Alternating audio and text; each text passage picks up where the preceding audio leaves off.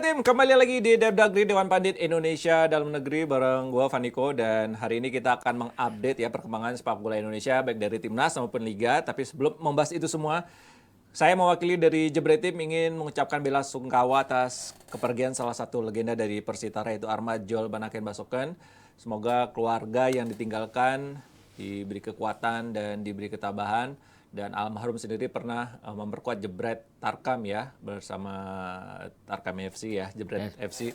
Kemudian juga sosok selain legenda di Persija, Persitara pernah di Persijap, terus PSPS. Semen Padang zamannya LPI ya, itu zaman dualisme sepak bola Indonesia. Oke, itu sekilas tentang Banoken, dan sekali lagi kami mengucapkan bela sungkawa, semoga keluarga yang ditinggalkan diberi kekuatan dan ketabahan. Amin. Baik, Jebret Tim. Nah, ini kita update soal timnas Indonesia. Kita hanya mampu meraih runner up ya. Dan kalau kita lihat kemarin pertandingannya, yang nonton siapa kemarin di live reaction, kita sudah menyinggung tipis-tipis ya, dan kita juga akan membahas ini bagaimana banyak sekali peluang tapi gagal membuahkan banyak gol, cuma 2, ada kebobolan 1 lagi. Kita juga akan membahas bagaimana lini belakangnya, tapi kita lihat ya dari babak pertama kemudian mendapat pressing di awal, kemudian tidak lepas akan-akan mainnya. Di babak kedua mainnya lepas, tapi malah kebobolan, gagal cetak gol. Ini kalau melihat seperti itu gimana Miki? Ya pertama mungkin karena kita harus akui ya kondisi lapangan yang berbeda. Yang biasa kita main lapangan rumput natural, kemarin main di lapangan sintetis. Walaupun itu bukan alasan, tapi kelihatan sekali bahwa para pemain kita nggak bisa bermain lepas. Karena kalau lapangan sintetis itu kan konturnya berbeda sekali ya. Passing harus pas betul, kemudian kecepatan benar-benar harus diatur. Kalau bolanya passingnya kencengan nggak bisa dijangkau. Kalau kependekan diintercept. Sementara Filipina kelihatannya udah mahir tuh main di lapangan itu kan, karena memang mereka tuan rumah, dan kelihatan sekali ya.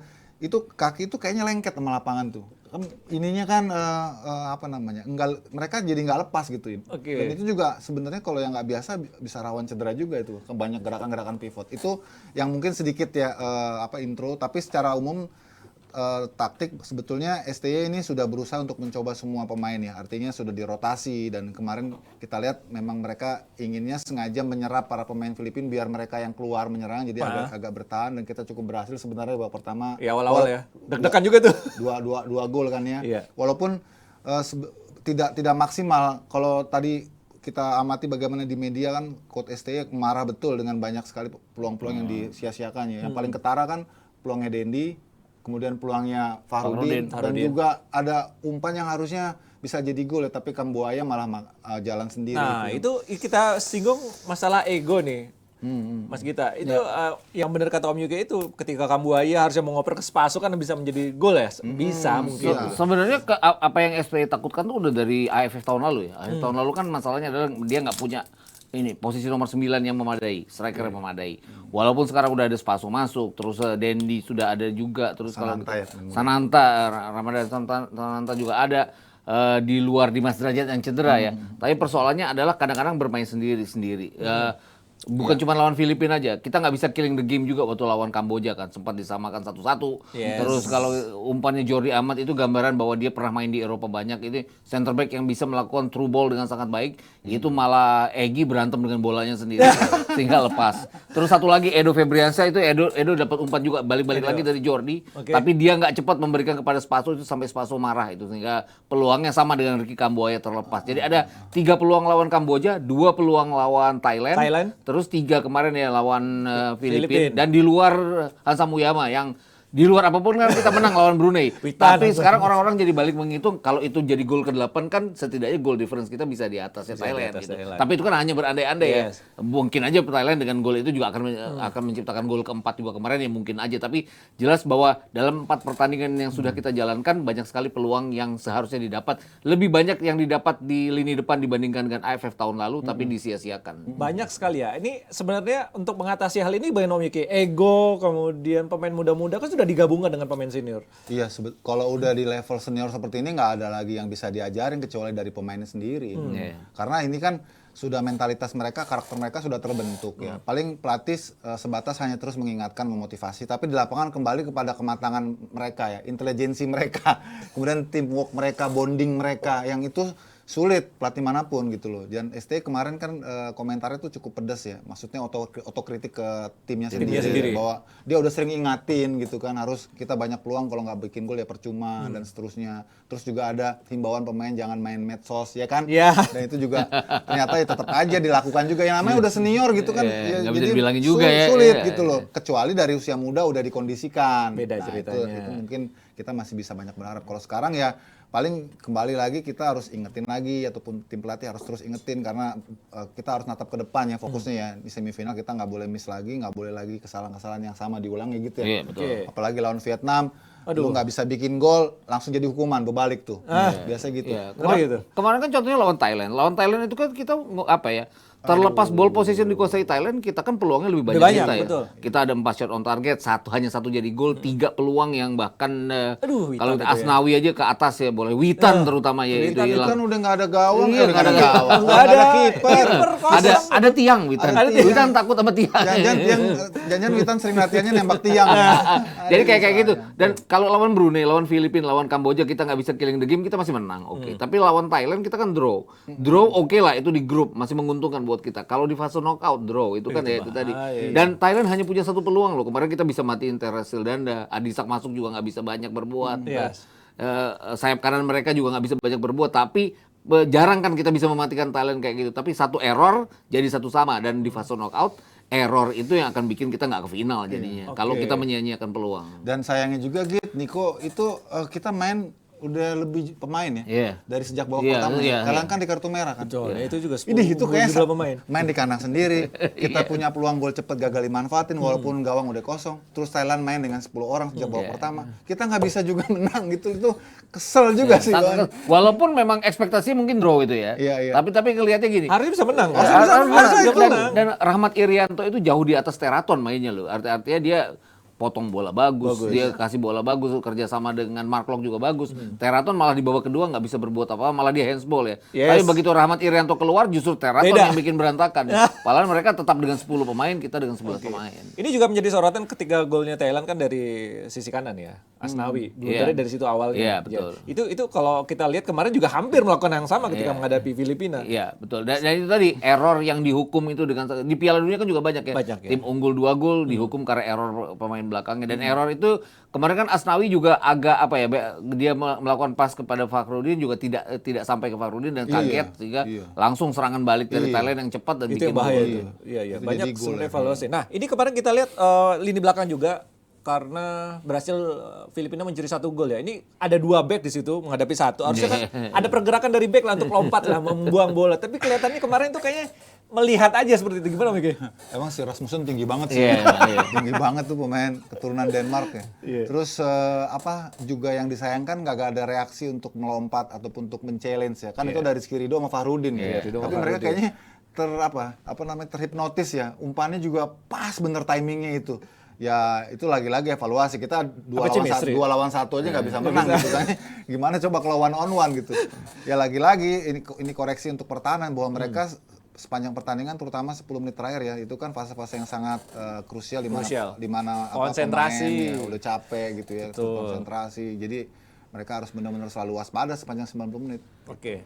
So far evaluasi ketika menghadapi 3 pertandingan terakhir apa nih? Permainan terbaik kita justru lawan Thailand justrunya. Itu terbaik? Iya, permainan terbaik terutama di babak kedua ya. Babak kedua. Nah itu tadi, kadang-kadang kan tim yang main bagus sekalipun mereka terhukum dengan tidak bisa menyelesaikan gol kedua, gol ketiga, gol keempat yang mereka nggak dapat. Jadi nggak bisa mematikan pertandingan dengan cepat, mereka dihukum dengan error yang mereka lakukan. Nah Vietnam itu juga akan sangat repot kan nantinya ke depannya. Siapapun lawannya. Mungkin di GBK kita bisa tapi nggak bisa berandai-andai bahwa kita tidak bisa memenangkan laga di GBK, karena kalau nanti di Vietnam pasti akan repot. Bahkan kalau misalnya Vietnam terpleset lawan Myanmar jadi runner up, Singapura lapangannya sintetis ya. Sintesis juga. Itu tadi. Kita kan juga pernah kerepotan di tahun lalu lawan Singapura ya. Singapura dengan 9 pemain juga kita menangnya justru ada penalti yang digagalkan oleh Nadeo itu. Jadi nggak gampang juga sebenarnya.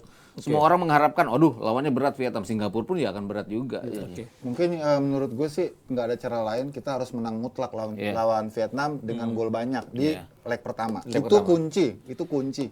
Kita ingat ya bagaimana 2016 terakhir kali kita ke final Piala AFF, waktu itu masih pelatih Riedel. Menang Kita di 2-1. lawan Thailand kita menang, tapi 2-1 di Pakansari. iya, betul. Begitu pas awal leg kedua di Thailand dimakan kita. Iya, nggak cukup ya. Nggak 2-1. cukup, jadi harus menang mutlak dan lagi-lagi itu relevan ya dengan persoalan kita di finishing ya, di sepertiga akhir permainan lawan yang kita kurang klinis. Itu yang lawan Vietnam besok nggak ada cerita lagi kayak gitu. Kita harus kalau mau kita lolos ke final dan masih menjaga asa mau jadi juara, kita harus menang telak sama Vietnam. Karena Di kandang. di kandang Iya, sendiri. di kandang sendiri. Kan emang Leg kalau satu, leg runner up dua. kan emang repotnya dia main leg pertama di Iya, di kandang kandang kan. sendiri, Leg keduanya kan ke yang juara grup kan. Nah, itu nggak ada opsi dan gimana pun caranya kalau kita tadi gue bilang kalau kita masih punya harapan main ke final, harapan mau jadi juara, lu bunuh Vietnam di sini. Dan- 2-0, 3-0 makan. Ingat gitu dulu waktu zamannya kita pernah bukan menang di Vietnam ya. Kalau nggak salah skor waktu itu 2-2 zamannya Boas sama Lili Pali waktu itu.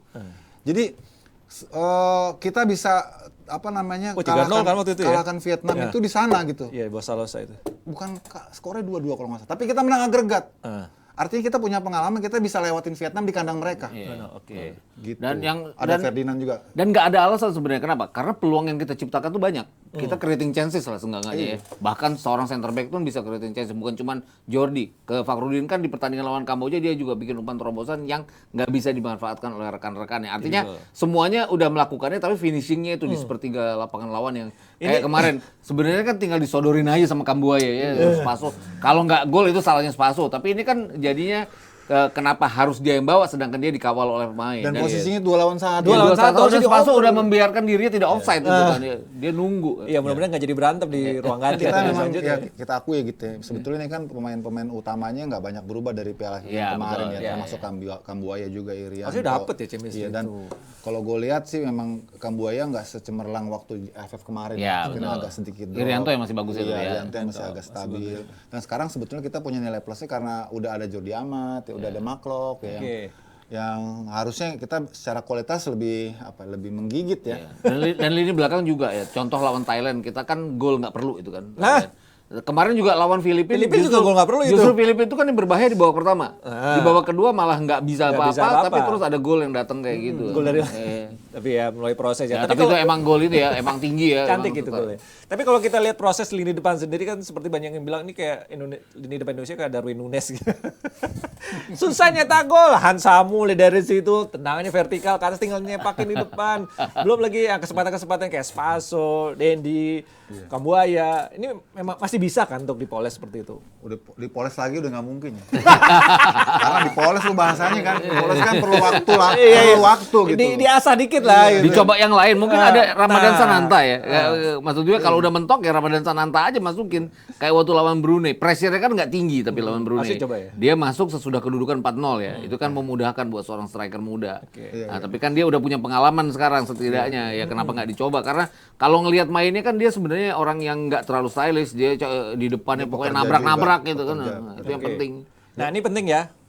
Apakah nanti kita lihat bagaimana starting line up yang diturunkan oleh STY di leg pertama nanti? Kalau menurut kalian perlu nggak ada rotasi pemain dari Indonesia? Itu penjaga gawang pasti rotasi, nggak tahu tuh sudah sembuh belum Iya, tuh. Mas. Oh iya, Itu Adep kan- Nadim mungkin bisa diupdate Om Yuki? Iya, belum tahu juga saya kondisi Tabrakan terkini, kemarin apakah kan? dia bisa fit buat hari Jumat ataukah tetap kembali ke Sahrul ya. Kalau kita lihat memang di pergantian kemarin sempat agak deg-degan juga. Soalnya kan Sahrul baru main itu ya, baru main itu. Tapi so far kan Tapi lumayan waktu itu sih dia bikin 2 save. Dua ya, save, kalau nggak salah. Dan mudah-mudahan aja siapapun penjaga gawangnya ini jangan jadi handicap buat kita untuk ambil 3 poin penuh lawan Vietnam. Tapi yang tadi sempat diulas oleh Niko dan juga Gita betul sekali bahwa Sintayong ini udah coba beberapa varian di depan ya. Ya. Termasuk Ramadan Sananta juga sebenarnya Nah, mungkin waktunya Yuki dia punya dicoba versi ini. juga sih bermain lebih banyak lah menitnya. Kalau kemarin kan istilahnya cuma mencoba-coba lah ya karena udah menang banyak ya. Tapi kalau besok kenapa enggak? Sekaligus mengaburkan antisipasi lawan ya. Tiba-tiba kita mainin Ramadan Sananta sama Dendi ini kan 2 pelari, 2 Ya, pekerja. betul. Dibanding- Perlu pelari ya. Iya, kayaknya belakangan STY lebih memilih striker pekerja deh, striker yang mobile. Iya, Oke. betul. Itu kan alasan kemarin dia turunin Dendi duluan Iya, kan. baru Spaso Iya. ya. Dan formasi kan juga udah mulai agak elastis nih, nggak lagi pakai 3 back tapi sekarang udah pakai 4 back back, gitu ya. kan. Walaupun orientasinya tetap menyerang, tapi ya ini bukti bahwa STY sudah coba segala cara, tapi lagi-lagi ujungnya ke ke pemain sih, terpulang ke pemain sebetulnya. Kembali lagi ke pemain. Belakang sih aman ya. Jori Amat kan udah bisa main lagi ya Iya. setelah akumulasi kemarin. Jadi- Artinya bola atas kan milik dia biasanya. Aman, oke. Dia juga bisa ke depan terus bikin opening chances gitu kan. Fakhrudin juga agak lebih ini ya, agak lebih stabil kalau ada Jori Amat di sana. Yes. Rasa-rasa Asnawi dan Arhan juga pasti akan jadi dua pilihan utama. Kalau gue sih lebih cenderung lihat pertandingan kayak kemarin ini Kamboya mending diganti sama Irianto ya. Iya. Kamboya diganti Irianto. Iya, Jadi clock yang agak ke depan ya. Iya. Jadi Biar Marcelino yang main box to box Iya, dan dia kan punya umpan-umpan vertikal yang bagus dan kemarin dia buktiin ya bagaimana luar biasanya. Gue bingung orang-orang sebutin pemain 18 tahun. Dia kelahiran 2004, sekarang udah 19 tahun. Udah 19. orang masih nancep 18 tahun Iya, aja. weh. Tapi anyway itu tetap usia muda dan dia Masih usia matang, muda. dia lebih cepat Iya. matang dibanding usianya sih emang. Bagus tuh. Rahmat Irianto harus ya, karena kemarin lawan Thailand kan dia yang benar-benar motong-motong bola Thailand itu bagus. Berani lah di itu. tengah ya. Dia hilang, keluar, harus berantakan. Pertahankan itu, jangan capek, jangan cedera. Jadi depan yang perlu ada rotasi sedikit ya. Iya harus coba ya, karena sebenarnya pilihannya banyak di depannya. Ada Rafli juga udah dicoba, Iya, ya kan? betul. Spaso juga udah dicoba. Coba. Ternyata dua-duanya bukan pilihan utama sebenarnya. Dendi juga udah dicoba. Kemarin dikasih kesempatan starter ya. Oke. Kemudian Ramadan Sananta juga ya udah ya. Tapi kemarin lawan Brunei ya coba aja gitu. Toh yang sering STY kan lakukan pergantian pemain setelah momentumnya udah lewat gitu. Iya. Kenapa nggak cepet-cepet gitu kan udah kelihatan kita drop baru ganti gitu. Kalau Witan sih oke tetap ya. Witan Maksud ya, gua, tetap ya. terlepas dia buang peluang lawan Thailand kan dia termasuk pemain yang bisa masuk merobos segala macam itu harus tetap. Evaluasi pemain kemarin yang underperform mungkin? Egi. Iya, Egy Egi main babak kedua kemarin ya. Oke, babak kedua. Waktu lawan Thailand ya Egi. mulai agak stagnan juga ya. Udah mulai dibaca lah. Mulai kebaca ya. Dibaca. Terus ya pertama yang mungkin mesti diingatkan, dipesankan lagi ya harus lebih teamwork lah mainnya. Jangan selfish gitu ya. Kan kritikannya kan lebih ke situ. Banyak secara individu pemain itu memaksakan diri ya. Saya nggak tahu apakah mereka memang punya ambisi ya. Itu wajar juga, pemain kan pengen juga dia bikin gol gitu ya. Tapi yang paling penting kan kemenangan tim, bukan kemenangan pribadi kan. Yes. Itu yang harus terus diingetin ke pemain. Oke. Untuk sayap sendiri ada perlu rotasi? Umpan-umpan ke depan? Yakob Sayuri sebenarnya, cuman dengan posisi kayak gini kan susah juga menempatkan dia di mana ya. Iya. Artinya Asnawi itu kan kayak nggak tergantikan di sisi posisi. Itu Tapi dia, Asnawi. gue senangnya Yakob Sayuri adalah larinya ya, dia bisa Panjang. lari cepet tuh Iya. untuk memulai serangan dengan baik. Sadil Edo? kan, Sadil kemarin kan agak terlalu ini ya. Ada satu peluang di babak pertama yang seharusnya dia bisa Iya. bikin, dia harusnya bisa cutback, tapi dia tendang langsung ya ditangkap sama kiper jadi. Ada lagi? Edo nggak akan gantiin Pratama Arhan juga ya, karena itu posisi Pratama Arhan. Kalau dia nggak cedera tuh pasti tetap punyanya Arhan. Bedanya kan itu lebih kepada karakter sebenarnya. Masing-masing pemain punya karakter yang berbeda-beda. Itu kan sesungguhnya lebih memperkaya pilihan coach ini tergantung lawan yang dihadapi dan strategi apa yang mau dia mainin. Bukannya jelek. Kalau kita lihat Pratama Arhan kan memang dia punya keunggulan dalam lemparan dan kemarin dia buktikan gitu ya. Akhirnya jadi buah gol juga. Terus kalau Edo kan punya early crossingnya bagus Edo ya. Jadi ada plus minusnya lah. Termasuk juga Yakob Syauri. Dia memang lebih sisi ofensifnya lebih bagus dibanding Asnawi ya. Tapi Asnawi ini kan seimbang sebenarnya antara bertahan dan menyerang. Tapi kalau dia lagi menyerang kadang-kadang ketinggalan, nggak ada yang cover. Bukan salah dia juga, itu kan memang harus keterlibatan semua lini gitu loh. Harus ada yang cover. Ada lawan Thailand itu waktu itu kan si Asnawi dan Yakob Sayuri ya. Itu mereka benar-benar bergantian tuh. Nyerang ofensif, yang satu bertahan. Yakob Sayuri mau untuk ke belakang. Itu yang penting. Tapi ya ini balik-balik lagi strategi STY yang suka berubah-ubah. Tapi sejauh ini kan sebenarnya dia bagus berubah. Gue ngelihat catatannya adalah dia itu yang paling blunder menurunkan pemain waktu kita kalah 0-3 lawan Thailand di final tahun lalu ya. Lebih dari itu kan sebenarnya dia ya terlepas balik-balik lagi ke pemain, kalau nggak bisa menyelesaikan ya urusannya adalah si pemain ya.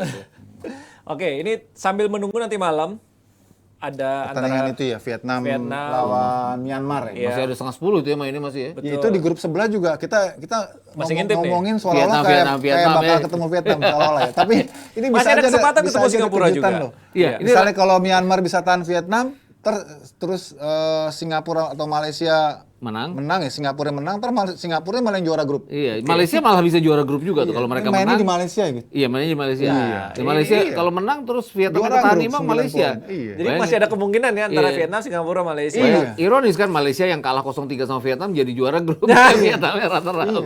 Tapi track recordnya ST menghadapi Vietnam, Singapura, Malaysia yang paling bagus yang mana? Yang paling jelek juga yang mana nih? Nggak pernah menang ya lawan Vietnam. Lawan Singapura gitu ya. Iya. FF kemarin kan kita kan udah sama ST kan yang kita ngalahin Singapura. Iya, Walaupun lawan Malaysia juga menang 4-1 kita kan. Iya, lawan Vietnam nggak pernah menang ya? belum pernah menang. Belum pernah Di menang. SEA Games kan kita kalah, kemarin juga strategi bertahan dia ya 0-0 ya Iya. di AFF tahun lalu. SEA Games Iya. kalah. Lebih deg-degan lawan Vietnam. Iya, lah lebih deg-degan pastilah. lawan Vietnam. Iya. Apalagi nih ada gengsi Pak Hang Seo sama STY kan. Pak Hasil terakhir ya. Iya, Pak Hang Di GBK sih gue tetap yakin ya. Nah, ini repotnya 2 leg sih ya. Nah, leg keduanya itu sebagai runner up kita harus tandang, itu yang repot. Terus sama ini juga sih, kita harus hati-hati ya. Vietnam itu jago memprovokasi loh. Ya, betul. Jago Sangat. memprovokasi. Kita Thailand malah lebih jujur Nah, ya. itu ada satu pemain kemarin yang ikut juga kan? Iya. Ya, kita ingatkan gitu waktu yang kita harusnya pas waktu SEA Games ya, Indra Safri. Iya, yang betul, Evan betul. Dimas diinjek. Iya. Iya. Evan Dimas keluar, itu plan Cedera. berubah, nggak punya gagasan lain. Indra Safri saat itu karena sangat bergantung pada permainan Evan Dimas sebagai penata serangan, udah kita hilang 3-0 lah Iya. di final. Duh, Ingat banget itu.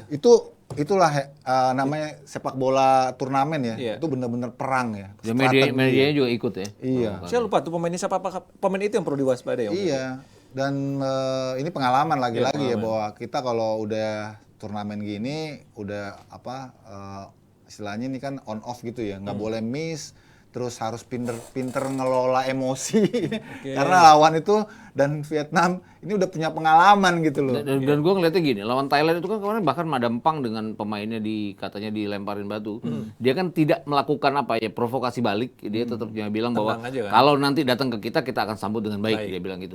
Gue nggak yakin media Vietnam akan melakukan hal yang sama.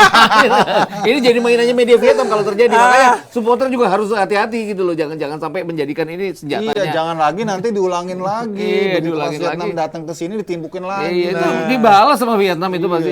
Jangan ya. Nggak bikin salahnya dibalas Kita tuh menjadi kadang-kadang. tuan rumah Piala Dunia. Kita harus kasih contoh yang baik buat media Tapi luar emang gitu, sih buat- itu koreksi untuk organizer ya. Kan Iya. Polking bilang kan organizer di mana, maksudnya panitia. Panitia di mana gitu loh. Saat kita lewatin rute itu harusnya kan steril. Ada, dia bilang iya, kan. iya, betul. Kok bisa begitu gitu loh.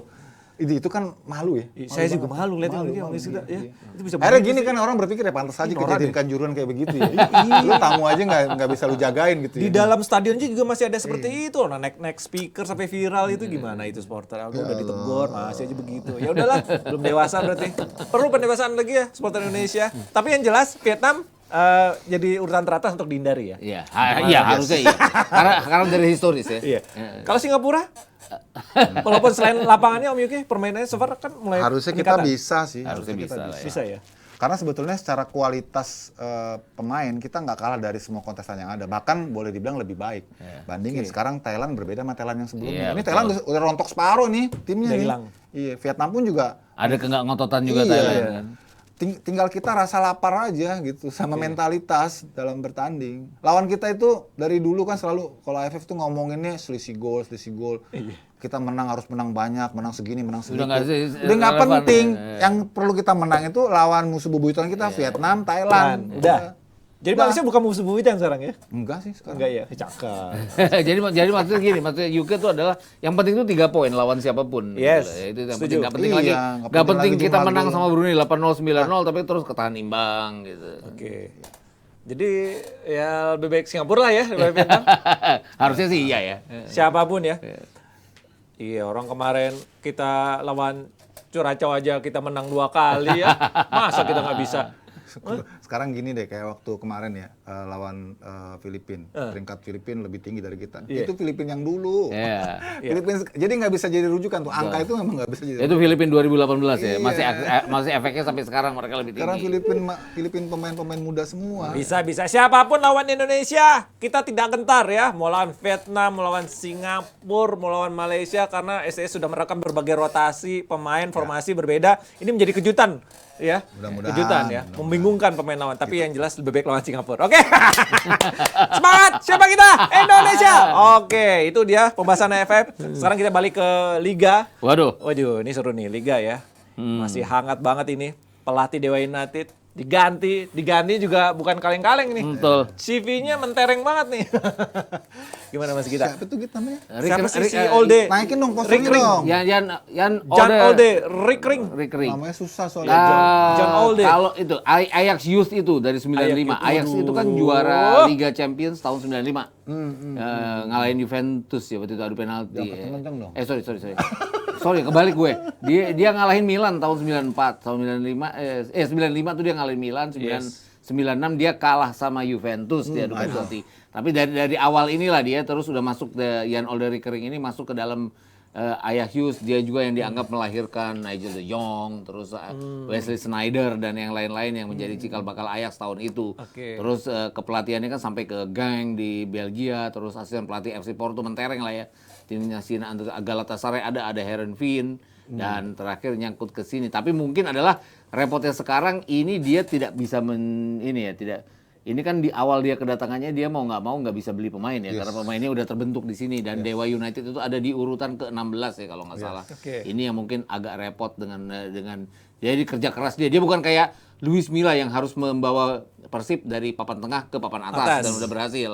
Bukan juga Thomas Doll yang dari awal sudah memegang Persija dan pelan-pelan bisa memperbaiki Persija. Ini dia jauh harus lebih kerja keras deh. Jangka panjang apa jangka pendek ini? Kalau jangka pendek berat nih. Kalau jangka pendek ya berat pasti. Berat banget ini. Ya kan targetnya yang kalau gue kemarin ngobrol sama Rendra Sujono kan orang Dewa United, dia bilang targetnya menyelamatkan Dewa United dari degradasi. Mudah sebetulnya. Harusnya bisa. Tapi ini dia kan figur baru. Kalau ada degradasi ya. Emang nggak ada. Ini menarik nih. Kalau ada Liga 2 nggak jalan ya nggak ada degradasi. Oh gitu. Jadi keputusannya belum final. Belum final. Step itu ntar habis ini kita ngomongin. Jadi kembali lagi kalau memang targetnya cuma menghindari degradasi harusnya bisa. Karena kan masih ada 17 match lagi ya. Walaupun tadi kita katakan memang dia datang sudah dengan squad yang ada. Dia nggak bisa lagi banyak otak-atik squad. Mungkin ada belanja pemain, cuman kan transfer window-nya pendek dan pasti pemain-pemain yang bagus sudah punya klub.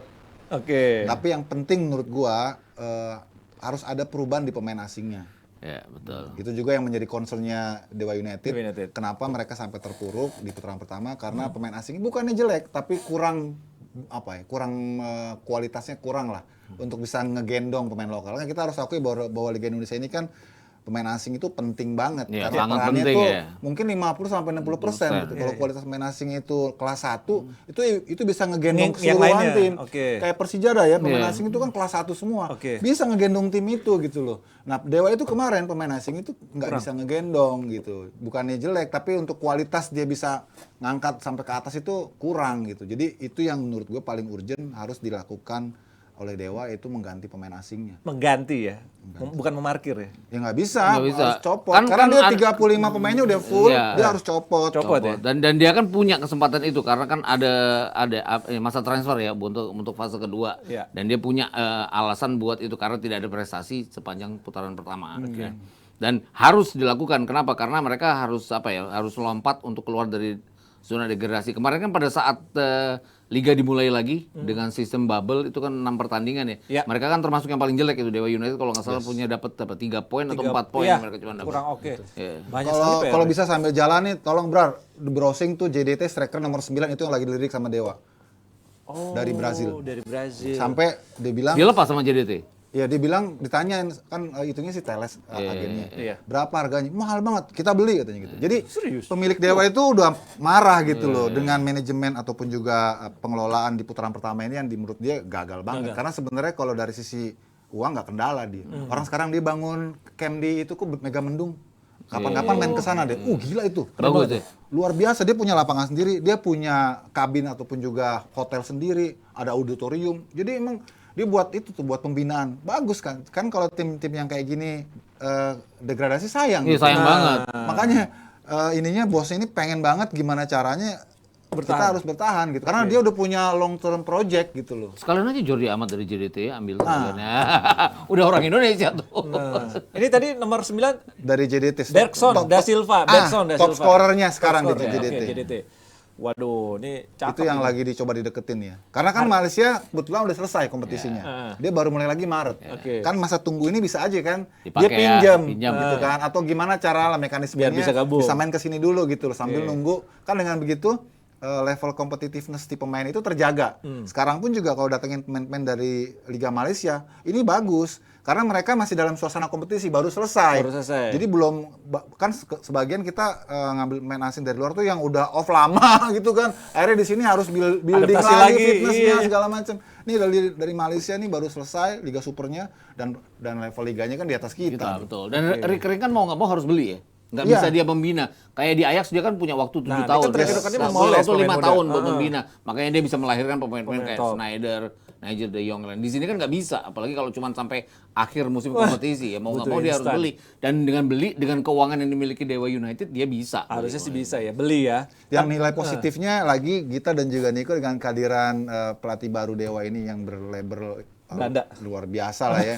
Kan semakin memperbanyak pelatih-pelatih hebat di kita nih. Ya, saat mau ini. masuk ke sini Yang ya. sudah ataupun yang sudah eksis gitu ya. Ada Luis Milla, ada Bernardo Tavares, kemudian ada Gaspar dari Borneo, terus ada Luis Milla dari Persib, Thomas Doll, tambah lagi yang satu ini. Yang Jadi Olde. ini nilai positif ya, nilai positif buat kita sebenarnya. Karena yang dibutuhkan kita kan memang pelatih-pelatih hebat. Ya, betul. Karena butuh pemain- kualitas. Iya, karena pelatih-pelatih berlabel apa ya, istilahnya punya pengalaman yang luar biasa itu yang bisa mengangkat tim juga kan, dihormati sama pemain, Yes. dia punya gagasan, punya filosofi yang bagus, gitu ya. Jadi jangan pelatih-pelatih yang apa ya, yang istilahnya kita ambil pelatih asing tapi levelnya nggak selevel ini gitu ya. Sayang, mendingan pelatih lokal aja gitu. Sekalian. Nggak Tapi kalah. kalau sudah begini, rekrut pelatih yang CV-nya mentereng, pemain-pemain JDT apa tadi mau diambil. Tapi kalau peraturan yang kaget lagi ntar Janol Rick Ring lihat peraturan offset enggak pelanggaran sebagainya wasitnya begitu. Iya kan? Lah, apa-apa nih? Itu dia yang dikhawatirkan sih. Iya, Dia ntar khawatirnya kaget. itu. Oh, sepak bola Indonesia kayak begini. Iya kan? Ya mestinya ketika mendatangkan dia udah dikasih gambaran. Nah. Udah dikasih briefing. Iya, harus dibilangin bahwa wasit di sini nggak pakai stopwatch yang langsung bunyi kalau ada offside, ada yang gol. kalau bola ngelewatin garis langsung. Gitu. Terus kalau ada kontroversi sabar ya. gitu. Kalau wasit Belanda kan begitu, oh ini nggak gol. Nggak gitu. gol, aman. Takutnya ini ya, apa? Kultur shock. Ya. Culture. Kultur teknologi shock. Nah, tadi ngomongin degradasi Om Yogi, ini kamu kasih bocoran. Nah, baru yang kedua nih. Nah, ini Kita degradasi. tanya lebih cocok ke yang tengah ini kayaknya. Lo mesti tanya Hanif nih. Emang wacananya nggak ada degradasi atau seperti apa? Enggak, jadi gini yang gue dengar infonya, ini infonya A1 nih. Iya, Jadi oke. sebelumnya ada 12 tim dari Liga 2 itu yang sudah membuat petisi tidak ingin melanjutkan Kompetisi kompetisi kalau jika- tidak diakomodasi dengan format bubble Ya. oleh LIB. Ya. Berarti biaya LIB. Biaya LIB. Karena mereka udah nggak punya uang lagi katanya. Dan sekarang bertambah jumlahnya jadi 16. Artinya hanya ada sisa 8 tim yang eksis mau terus lanjut. Nah, mau gimana itu kira-kira? Jadi gimana? Dan LIB sekarang juga lagi kerepotan stadion mana yang untuk bubble. Betul. Gitu kan. Kan pelik kan Iya. masalahnya kan. Nah, ini terus di sisi lain PSSI sendiri kelihatannya nggak mau lagi effort lebih ya. Soalnya mereka sudah di ujung pergantian Februari tanggal 16. Ada Mereka ini, sudah berganti. Iya. Dan sekarang sudah mendekati demisioner. Jadi secara logika lo tau lah gitu kan, ngapain lagi gue urusin gitu misalnya ya. Apalagi kemarin sempat dengar ada manuver, ada pertemuan-pertemuan tersembunyi bla bla bla untuk persiapan kongres dan seterusnya. Itulah sepak bola Indonesia.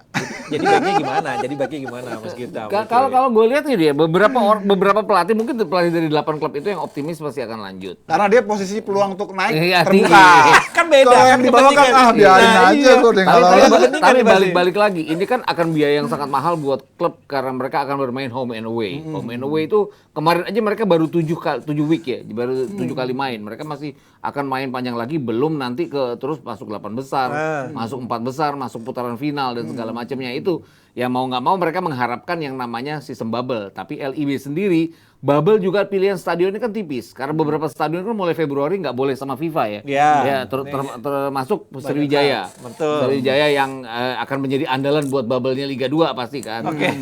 pasti jadi dipakai buat tuan rumah Piala Ya Piala Dunia kan dia dipakai itu ya. Bahkan kabar terakhir itu kan Bali United sendiri kalau nanti home and away dia akan main di Maguwo, nggak akan main di mana Bali ya? Dipta. Dipta, Karena oke. Dipta itu mulai Februari nggak boleh sama FIFA. Nggak tahu nih Blackpink jadinya boleh nggak nih di GBK? Aduh. Itu karena tiketnya udah dijual katanya Iya, seperti itu. nah. Persib Bandung kan GBLA, jadi Jalak Harupat nggak kena masalah. Oke, Jalak Harupat yang nggak boleh. Jadi ya itu tadi Liga 2 kan jadinya ngambang jadinya dengan dan kalau pakai sistem home away itu tadi yang Yuka bilang keuangan klub udah sangat menipis dengan liga yang berhenti panjang banget. Oke. Karena mereka udah pada kabur ya sponsor ya. Iya. Dengan apa namanya situasi normal pun juga kan udah suffer Liga 2 itu kan. Ternyata penonton itu nggak cukup juga membantu keuangan mereka. Walaupun sekarang kan sudah ada kabar gembira pemerintah sudah menghapuskan PPKM kan. Ya, PPKM. Jadi sebenarnya udah bisa kembali Nonton ya? Nonton. Tapi kemarin gue dengar kabar bahwa tidak akan 100% ya penonton juga kan karena masalah Kalau itu gitu menurut gue pertimbangannya lebih pada Keamanan. sistem keamanan, Keamanan, keselamatan. Yang itu kan menjadi Keamanan concernnya bersama FIFA. dan kan. safe ya, Betul. safe and safety. Oke, jadi win-win solution bisa dan, dan kalau nggak ada yang namanya promosi dari Liga 2 otomatis nggak ada degradasi. Degradasi. Dewa United tadi aman, dong. Jadi jangan Olda itu masih bisa memoles pemain Iya, betul. Buat kompetisi musim depan. musim depan. Jadi gimana? Ini cuma berandai-andai, bukan pasti loh. Iya, iya. Ya, kita cuma kasih gambaran kayak begitu. Kan nanti yang tahu selanjutnya kan hanya Persi dan Tuan yang tahu. Tahu. Kayak baja itu. Oke, yang jelas Coach Samuel masih happy ya. Iya, iya, Kadang- iya. Aman di Liga Jangan dia termasuk yang yakin mulai lagi tuh. Nah, ini juga ada lagi nih tim promosi di Liga 1 kemarin itu Rans ya. Oh ya pindah ke Padang ya? Nah, itu rencananya mau pindah ke Padang. Apa yang menyebabkan begitu antusiasnya, optimistis ya Raffi itu membawa Rans Nusantara ini ke Padang? Apakah memang tidak ada penonton kurang antusias di Bogor sendiri? atau Iya seperti apa? bisa jadi kan ini kalau Di melihat Pakansari ya mereka ini. Iya. melihat kontestan yang ada di Jawa ini kan memang sudah sangat overload ya. Apalagi di Jabotabek ya, udah banyak tim lah. Jabotabek Jabar lah. Jadi untuk rebutan supporter itu sulit gitu untuk tim baru. Jadi dia harus nyebrang ke pulau lain, ke Sumatera yang notabene di sana nggak punya tim Liga 1 kan. Oke. Ada nggak gitu? Nggak ada kan? Nggak ada. Sekarang nggak ada. Nggak ada. Nggak ada ya? Jadi dia coba mengambil hati. Mungkin dari penjajakannya kelihatannya Padang yang open nih. Oke. Gitu kan. Sebenarnya kan bisa aja ke Medan, bisa aja ke mana. Raffi punya daerah bisnis lain di kan. Padang itu. Iya. Ya bisa aja, Iya, bisa iya. gitu. Jadi wajar aja gitu. Iya. Tinggal gimana mereka menyiapkan timnya, terutama dari sisi bisnis, terutama yang menghidupi itu bisa betul-betul matang ya. Pasti ada project di sana untuk bisa ngejalanin ini. Berarti harus memperbaiki stadion loh karena ini nggak bakal iya. lolos verifikasi Iya. nih. Nah, itu ini nggak bakal dia lolos verifikasi nih kalau pakai dipakai Agus stadion Salim ya, Agus Agus Salim Salim, ya. iya. Itu katanya kemarin bangun stadion itu kemarin. Oh yang di Pluit kali Iya, ya? Itu Pluit. buat camp tuh ya? Itu buat camp itu. Buat camp ya? Itu camp dan zoo itu kan. Oh, gitu. Nggak beda. bisa buat penonton. Nggak bisa buat penonton juga, itu buat pelatihan dan segala macam itu kan. Nah, berarti kalau di Padang harus berbagi dong sama Padang. Semen Padang kan masih Liga 2 ya. Kalau Iya, nggak masih ada Liga 2. degradasi promosi dia Oke. akan Liga 2. Dia akan berkandang yang sama dengan main yang beda ya mungkin musim depan tapi nggak tahu. Tapi ini artinya ada satu, Bang Bes nggak siaran DPI juga. Benar catat. Bang Bes, diomongin loh. Masih bisa lah, masih bisa kasih naik pesawat. Ya nanti misalnya kalau ternyata Semen Padang yang promosi, ntar Ransnya pindah lagi kemana. Ini kan sepak bola Indonesia begitu kan. Iya, namanya bisa berubah ya. Nomaden. Dulu kayak Pelita ya, Pelita Krakatau, Steel. Pindah-pindah ya? Ya kan di Cilegon, terus pindah ke sini Lebak Bulus, pindah lagi ke Solo, Masopati, terus Sriwijaya kan juga gitu Iya, kan. dari Persitara ya Persija ya. Iya. Dari Persitara udah jadi Sriwijaya namanya. Rans kan Rans Cilegon, Rans Nusantara, Rans Padang. Lama-lama Rans Padang nanti. Oh. Gila ya, itu rumah makan Padang happy kayaknya ya.